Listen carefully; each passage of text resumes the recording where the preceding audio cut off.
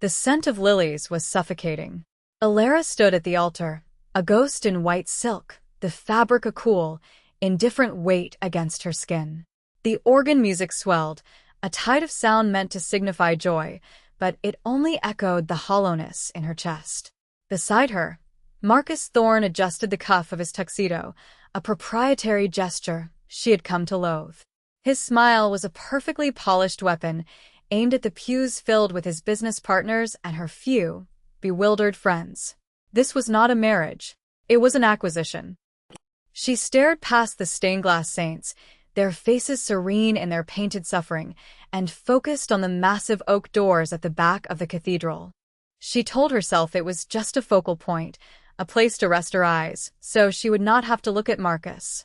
So she would not have to see the smug triumph in his gaze. It was a lie.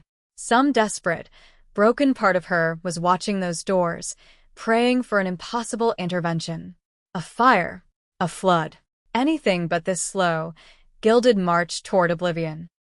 The priest cleared his throat, his voice a gentle drone. "We are gathered here today." The words blurred. Alara's world had narrowed to the heavy weight of the diamond on her finger and the chilling certainty that she was making the greatest mistake of her life. She had convinced herself this was survival. Marcus had offered stability, a shield against a world that had felt relentlessly cruel since him. Since the boy who had vanished 8 years ago and taken all the color from her world with him. That is when she made the mistake of looking up.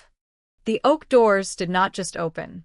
They were thrown wide, slamming against the stone walls with a crack that silenced the organ mid-note. Gasps rippled through the congregation. A man stood silhouetted against the bright afternoon light, a specter of impossible elegance and absolute menace. He was not the boy she remembered. The lanky frame had broadened into something formidable, carved from discipline and violence. He wore a suit of charcoal gray so perfectly tailored it looked like a second skin, a dark armor for the modern age. His black hair was cut short, severe, throwing the sharp planes of his face into stark relief. But it was his eyes she recognized. They were the same, dark, intense, and fixed on her with a predatory stillness that stripped the air from her lungs. Kwon Jin-woo. He moved into the cathedral, and the room seemed to shrink around him. 2 other men, equally severe in their dark suits, flanked him, their gazes sweeping the room with a cold, professional assessment that had nothing to do with a wedding. They moved like the room owed them space. Marcus stiffened beside her, his hand clamping down on her arm. "Security," he hissed, his voice tight with fury and a flicker of something else. Fear. "Get him out of here." But his security guards, large men in ill-fitting suits, hesitated. They looked at Jin-woo, then at the men with him, and a primal understanding passed between them. They were dogs facing down a wolf. Jin-woo's focus never left Alara. He walked down the aisle, his polished Italian shoes making no sound on the marble floor. He moved like a king returning to his territory, his presence an indictment of every choice she had made since he had left. He stopped at the foot of the altar, his gaze flicking to Marcus's hand on her arm. The look was brief, but it was enough. The temperature in the cathedral dropped 10 degrees. "Let her go," Jin-woo said. His voice was deeper than she remembered, a low rumble that carried the weight of command. It was not the voice of the boy who had sketched her portrait in charcoal by the Han River. This was the voice of a man who gave orders and expected them to be obeyed without question. "Who the hell do you think you are?" Marcus snarled, pulling Alara closer. The diamonds on her finger dug into her skin.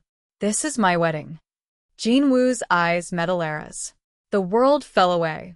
There was no Marcus, no crowd, only the silent, devastating question in his gaze. "How could you?" Then he looked back at Marcus, a flicker of something cold and dismissive in his expression. "This," he said, the word precise and lethal, "is over." He took another step forward, his hand moving to the inside of his jacket. It was a subtle movement, but it sent a wave of panic through the room. Then he spoke to her, and his voice, though low, cut through the terrified silence. "You're not marrying him." It was not a plea. It was not a question. It was a statement of absolute fact, delivered with the certainty of a death sentence. Before Marcus could react, before Alara could even process the collision of her past and present, Jinwoo's men moved. It was a blur of surgical motion. One had Marcus by the arm, twisting it behind his back with an audible crack of bone. Marcus roared in pain, his grip on Alara finally breaking. The other man was suddenly beside her, a firm but not unkindly hand on her elbow. "This way, please." Jinwoo was already turning, walking back down the aisle as if the matter was concluded. He didn't look back, as if he had no doubt she would follow. And the terrifying part was he was right. She was frozen for a heartbeat, the white silk of her dress pooling around her feet, a symbol of a future that had just been incinerated. Then her feet moved, carrying her away from the altar, away from Marcus's enraged, pain-filled shouts, and toward the man who had shattered her life once and had just returned to do it again. She was bundled into the back of a black sedan with tinted windows. The door shut with a heavy, final thud. Jinwoo slid in beside her, the scent of him filling the small space, cedar and something sharp, like winter air. He said nothing. He simply looked at her, his dark eyes cataloging the pearls sewn into her bodice, the tears she refused to let fall.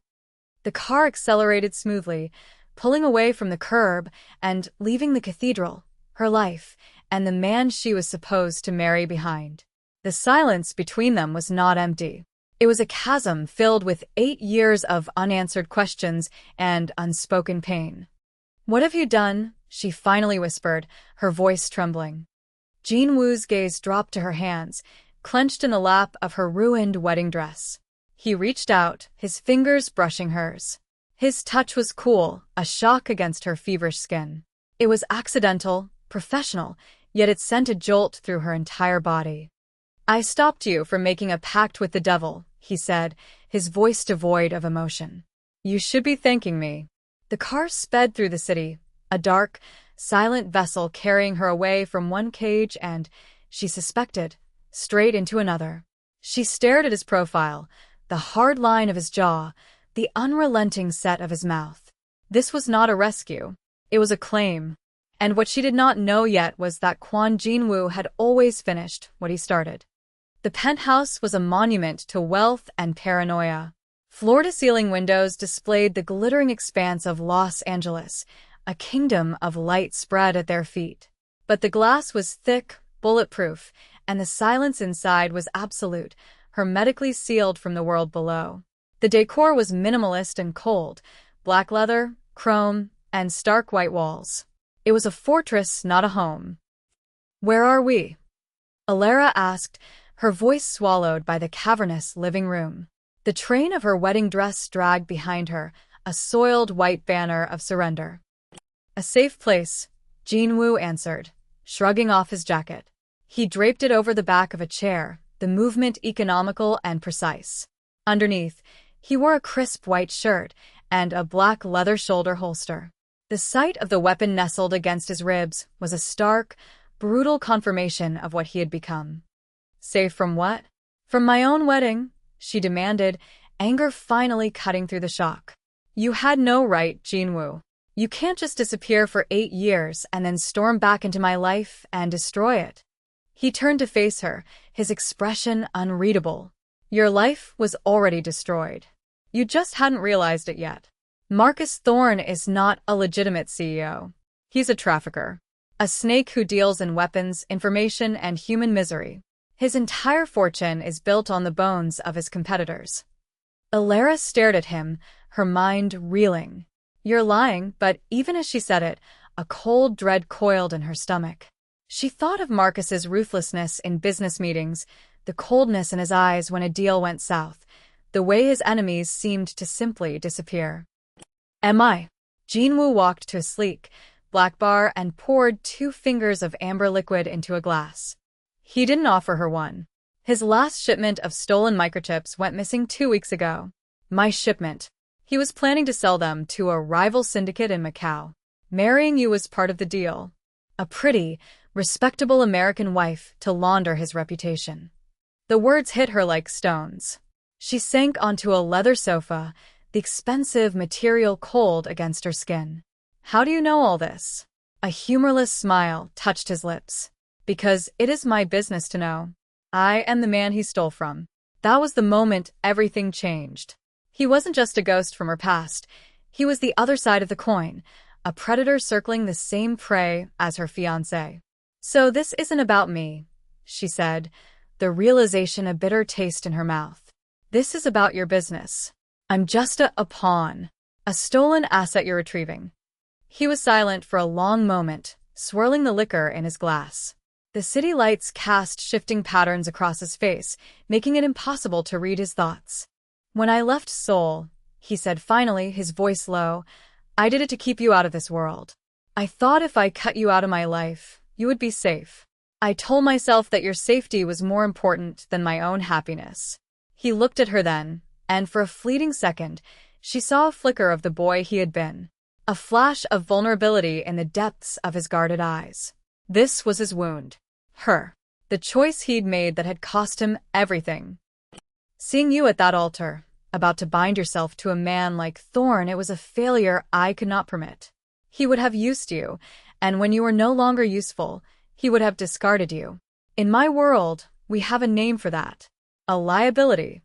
A sudden, jarring alarm blared through the penthouse, a shrill, piercing sound. Red lights flashed along the ceiling. Jin-woo didn't flinch. He set his glass down with a soft click and drew the gun from his holster in one fluid motion. "They found us," he said, his voice calm, almost bored. "Faster than I expected." He moved to her side, grabbing her arm and pulling her down behind the massive sofa. "Stay down. Don't make a sound." The sound of splintering wood came from the direction of the front door, followed by the heavy thud of bodies. Gunshots erupted in the hallway, suppressed pops that were terrifyingly close. Jin-woo pushed her further down, his body a solid, warm shield over hers. He whispered instructions, so close she could feel his breath against her ear, his voice a steady anchor in the chaos. "The wall behind the bar is a reinforced panic room. When I tell you, you run for it. Do not stop." She could feel the steady, rhythmic beat of his heart against her back. He was completely calm, his breathing even, his body relaxed. He moved through violence like it was a language he was born speaking. A firefight broke out in the living room. She could hear his men shouting orders in English, the return fire from Marcus's men loud and chaotic. Through a gap in the furniture, she saw one of Jin-woo's men go down. In the confusion, the path to a service elevator was clear for a split second. She could run. She could escape both of them, disappear into the city and never look back. It was her chance. But she looked at Jin-woo, his focus absolute, his movements surgically precise, as he fired 2 shots toward the entryway. He was protecting her. He had taken her from one danger only to plunge her into another, but he had put his body between her and the threat without a second's hesitation. She made a choice. "The window," she hissed, pointing toward the sprawling balcony. "They're coming up the side of the building." His eyes flicked to where she was pointing, then back to her, a flicker of surprise in their depths. He had seen it too, but she had seen it first. He gave a sharp nod. "Now," he yelled, providing covering fire. "Go!" She didn't run for the elevator. She scrambled toward the panic room he'd pointed out, her ridiculous dress tangling around her legs. She slammed her hand on the nearly invisible panel, and a section of the wall slid open. She dove inside just as a spray of bullets shattered the glass wall of the penthouse. The steel door slid shut, encasing her in silence and darkness. She was safe. But she had made a deliberate choice to help him, to stay when she could have left. She had tied her fate to his, and she knew, with a chilling certainty, that there was no going back. The silence in the panic room was more deafening than the gunfire had been. Alara slid down the cool metal wall, her breath coming in ragged gasps. The adrenaline was a frantic, buzzing thing under her skin. She pressed her ear to the door, but heard nothing. Minutes stretched into an eternity. Had he won? Was he hurt? Was he even still alive? The door hissed open. Jin-woo stood there, his white shirt stained with a smear of blood that was not his own. His face was grim, but he was unharmed. He held out a hand to her. She took it, and he pulled her to her feet. His grip was strong, steady. "Are you all right?" he asked, his eyes scanning her for injuries. She nodded, unable to speak. His men were clearing the penthouse, their movements swift and professional. Two of Marcus's men lay dead in the living room. The sight made her stomach churn, but she forced herself to look away, to focus on Jinwoo. "You saved my life," he said, his voice a low murmur. "You saw them before my men did." "You were shielding me," she replied, her voice barely a whisper. "You would have been exposed." They stood there for a moment, the chaos of the room fading into the background. It was the first charged moment between them that wasn't born of anger or shock. It was a silent acknowledgement of a shared survival, a trust built under pressure, not comfort. He was still holding her hand. She became acutely aware of the warmth of his skin, the callous strength in his fingers. He noticed it at the same time, and his gaze dropped to their joined hands before he quickly let go, as if burned. He turned away, his professional mask sliding back into place. "We can't stay here. Thorn will send more men." He gestured to one of his subordinates. "Clean this up. Erase every trace we were here. We moved to the downtown safe house." He looked back at Alara, his gaze sweeping over her wedding dress. "You need to change." He led her to a bedroom untouched by the violence. A black duffel bag sat on the bed. Inside was a simple black turtleneck, dark jeans, and boots. Practical, anonymous clothes. A uniform for his world. As she changed, she caught her reflection in the mirror. The woman staring back was a stranger. Her hair was coming undone, her makeup was smeared, and her eyes were wide with a fear that was slowly being replaced by a hard, unfamiliar resolve. She walked out to find Jinwoo staring at an old, framed photograph on a side table that had somehow survived the fight. It was a picture of the two of them, taken 8 years ago in Seoul. They were teenagers, laughing, his arms slung casually around her shoulders. They looked happy, carefree. It felt like a picture of two entirely different people. "I told myself I was keeping it to remember what I was fighting for," he said, not looking at her. "I think maybe I was just keeping it to punish myself." He turned, and she saw the war in his eyes. The man he was now fighting, the boy he used to be. She wanted to hate him for leaving, for becoming this cold, lethal stranger. But seeing that photo, hearing the raw pain in his voice, she felt a different emotion stirring. A dangerous, unwelcome empathy. In the new safe house, a sterile apartment in a nondescript building in Koreatown, the tension between them grew. Days bled into a strange routine of shared silence and watchful proximity.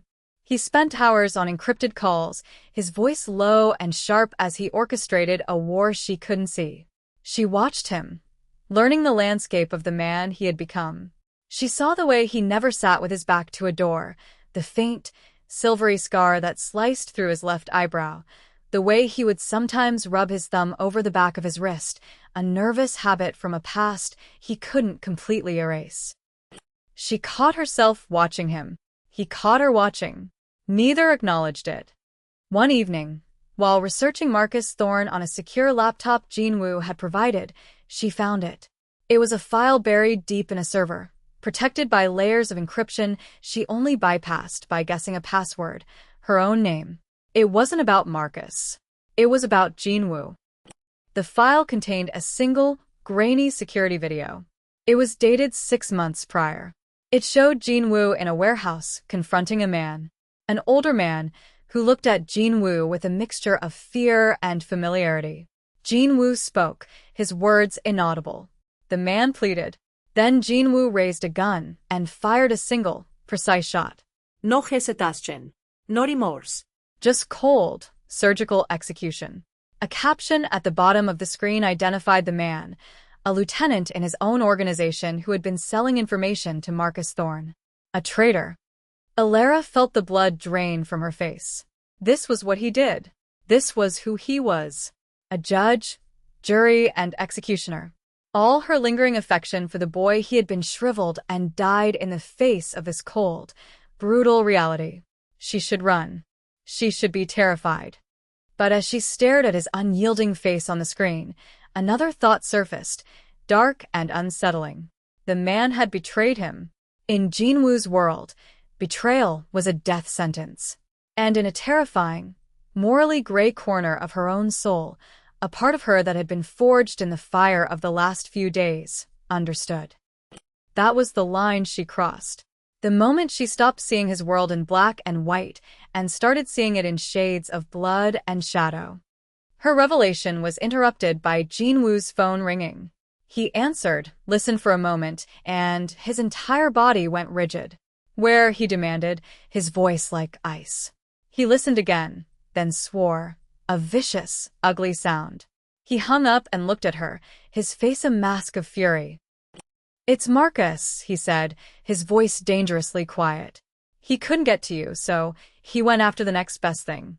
He has your old mentor from the university, Dr. Albright. He's holding him at the docks." Alara's heart stopped. Dr. Albright, the kind, elderly man who had guided her through her art history degree, who had written her letters of recommendation, who still sent her emails asking about her latest curatorial project. Marcus had targeted him. He had targeted her life, her past, to get to him. The stakes were no longer about business or territory. They were personal. "He wants to trade," Jinwoo said, his eyes boring into hers. "Him for you." "No," she said instantly. "It's a trap. He'll kill us both." "I know." Jinwoo was already grabbing his keys, checking his weapon. "Then what are we going to do?" she cried, panic rising in her throat. He paused at the door, turning to face her. The look on his face was one she had never seen before, a raw, unguarded ferocity that was terrifying and yet, somehow, reassuring. "I'm going to get him back," he said. "And then I am going to end this. Permanently." He was about to walk out, to face Marcus and his men alone, to trade his life for her mentor's. And in that moment, Alara knew she couldn't let him. She grabbed a heavy steel lamp from the end table, her knuckles white. "You're not going alone," she said, her voice shaking but firm. She had crossed a line she could not uncross. She was no longer a victim in this story. She was a participant. The air in the car was thick with unspoken words. Jinwoo drove with a focused intensity, the city lights blurring into streaks of neon. He hadn't argued when she'd insisted on coming. He had simply looked at the lamp in her hand, then at her face, and given a single, sharp nod. The acceptance was more binding than any promise. "He'll expect you to come in from the north, through the main access road," she said, her voice surprisingly steady. She had studied Marcus for months, learned his patterns, his arrogance. He's predictable. He thinks in straight lines. But there's a service channel on the south side, for water runoff. It runs under the pier. It'll be flooded from the rain last night, but it should get us close. Jinwoo glanced at her, a new respect dawning in his eyes. He didn't question her. He simply changed course, turning the car down a series of dark, industrial streets. This was her move, her contribution to the fight. She was not just baggage, she was a strategist. They left the car and moved through the shadows, the salty, damp air of the harbor clinging to them. The entrance to the service channel was a rusted grate, which Jinwoo pried open with a tire iron from the trunk. The tunnel was dark, cramped, and smelled of brine and decay. Icy water sloshed around their ankles. "When we get inside," Jinwoo murmured, his voice a low rumble beside her in the darkness, "you find Albright. Get him out. I will create the diversion." "The diversion will be you," she countered, her voice sharp. "He wants you, Jinwoo. This is all about his ego. He won't kill Albright until he has you." They reached a ladder leading up to another grate, directly beneath the pier. The muffled sounds of voices drifted down. Peering through the slats, Alara could see them. Marcus stood in the center of a pool of light, flanked by a half-dozen of his men. Dr. Albright was tied to a chair, looking pale and terrified. Jinwoo looked at her, his face inches from hers in the close dark. "This is going to be loud. Are you ready?" She met his gaze, her heart pounding a frantic rhythm against her ribs. "Just get him out alive." He put a hand on her cheek, his thumb brushing her skin. The gesture was fleeting, but it was everything. A promise, a plea, an apology. Then he was gone, melting back into the shadows of the tunnel to circle around. Alara waited, her breath held tight in her chest. She watched Marcus pace, his voice arrogant and loud. Then, from the north, chaos erupted. An explosion rocked the pier, followed by gunfire. The diversion. Marcus's men spun around, their attention drawn to the attack. It was her moment. She pushed the grate open and scrambled onto the pier, keeping low behind a stack of crates. She moved silently, her focus narrowed on Dr. Albright. 2 of Marcus's men remained with him. She hefted the base of the heavy lamp she had carried from the apartment. It wasn't a gun, but it was solid. It was something. One of the guards turned, spotting her movement. His eyes widened in surprise. Before he could shout, she swung the lamp with all her strength, catching him across the side of the head. He crumpled to the ground without a sound. The second guard lunged for her, but a shot rang out, and he fell, a neat, dark hole appearing in his chest. Jin-woo stood at the edge of the light, his gun steady in his hand. "Alara!" Marcus roared, spinning back around, his face a mask of fury as he realized the deception. He drew his own weapon and aimed it not at Jin-woo, but at her. Everything slowed down. Alara saw the muzzle flash, heard the deafening crack of the gun. She braced for the impact, but it never came. Jin-woo had moved, a blur of motion, tackling her to the ground, his body covering hers just as the bullet tore through the space where she had been standing. He grunted in pain. He was hit. Rage, cold and absolute, washed over her. While Marcus was focused on them, she scrambled toward Dr. Albright, pulling a small, sharp knife from the boot Jin-woo had given her. She sawed through the ropes, her fingers clumsy but desperate. "Go!" she screamed at her mentor. "Run!" The old man stumbled away, disappearing into the darkness. Now it was just them. Alara, Jin-woo, and Marcus. Jin-woo was on one knee, clutching his shoulder, blood seeping through his fingers. But his gun was still up, aimed at Marcus. "You see, Kwan?"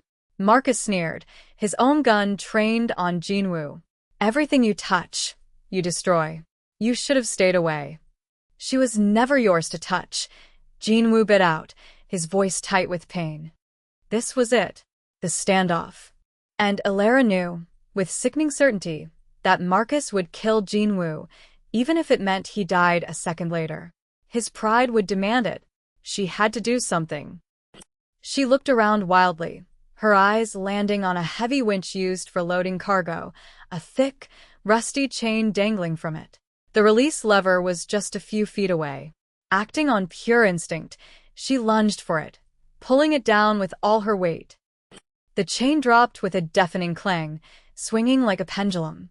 It caught Marcus in the back, sweeping him off his feet and sending him flying off the edge of the pier into the dark, churning water below.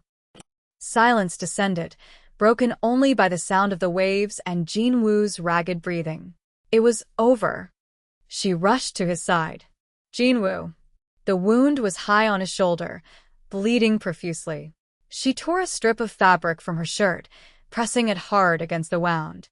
He looked up at her, his face pale in the dim light, but his eyes were clear. He reached up with his good hand, not to his wound, but to her face, his fingers tracing the line of her jaw. The tension between them finally broke, washed away by blood and desperation. "Seeing you in that church," he rasped, his voice raw. "It was like watching the only clean thing in my world be set on fire. I couldn't let him have you." Tears she hadn't even realized she was holding back finally fell. "I told myself I hated you for leaving," she whispered, her voice choked. "It was easier than admitting I was waiting." He pulled her closer, his forehead resting against hers. It wasn't a kiss. It was something more profound. A collision of 2 worlds, 2 souls reforged in violence. The cost had been paid. Her old life was gone, burned to ash. Dr. Albright would be safe, but he could never be a part of her life again. She was a ghost now, tied to the criminal underworld. Jinwoo was wounded, his empire shaken by Thorn's betrayal. Nothing in their world was free. He finally pulled back, his gaze intense. My empire, he said, the words a solemn vow, is worthless without its queen. It was not a proposal. It was not a declaration of love.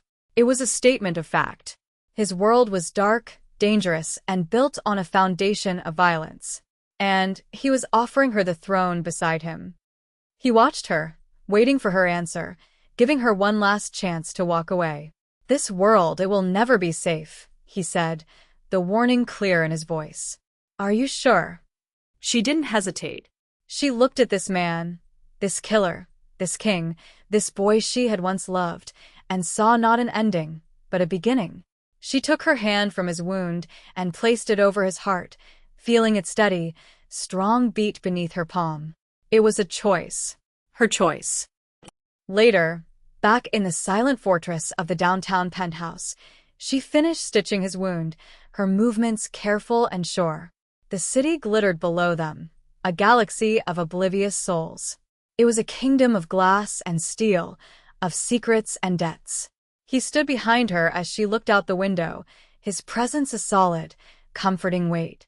He didn't touch her, but she could feel his gaze, a silent claim that was more possessive than any embrace. The life she had known was over. The woman she had been was gone, lost somewhere between a white wedding dress and the smell of gunpowder. She was not a curator. She was not a bride. She was the architect of a king's survival. And in the cold, dangerous clarity of this new reality, for the first time in 8 years, she felt like she was finally home.